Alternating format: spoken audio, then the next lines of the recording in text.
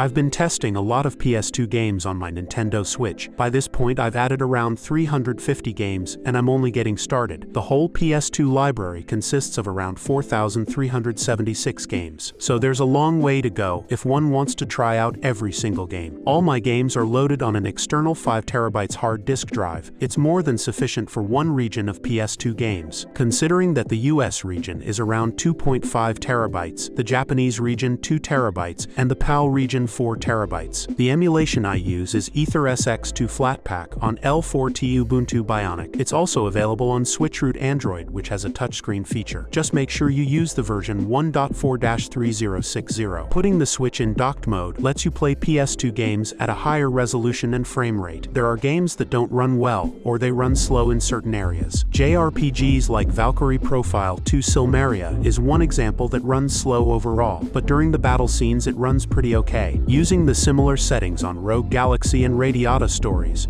you can see they run pretty well.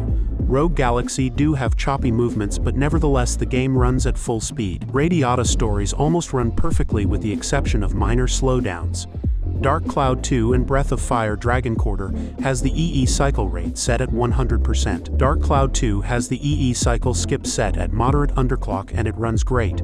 Breath of Fire Dragon Quarter needs to be set to normal cycle skip, and the game runs great as well. As for action RPG games, there are barely any that run any good. Even with 50% cycle rate and maximum underclock, Steambot Chronicles runs so slow that it's unplayable. Champions Return to Arms is playable but still runs slow. The only time it runs at a good speed is when people are talking to you. The best running action RPG game was Dirge of Cerberus. This game runs pretty well overall with some stuttering, especially during boss fights, but in small, narrow areas it runs perfectly. Next is platform games which have mixed results depending on the title. Jak and Daxter, the Precursor Legacy, has an okay performance in spite of choppy animations. Sly Cooper and the Thievius Raccoonus runs too slow to be enjoyable.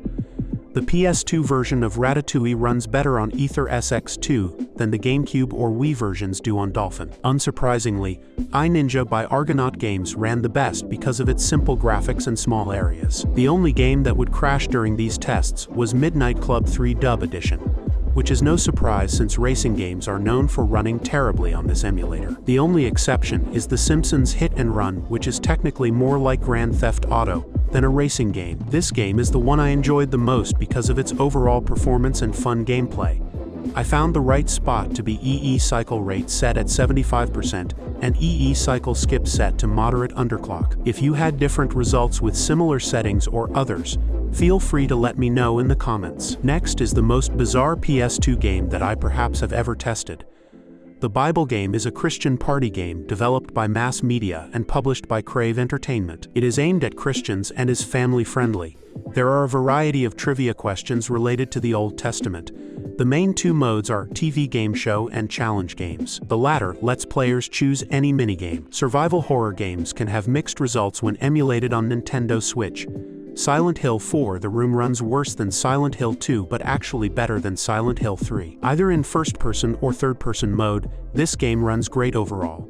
The only times the game speed slows down is during larger areas when there's a lot happening on the screen. Next up is the combat game of this test.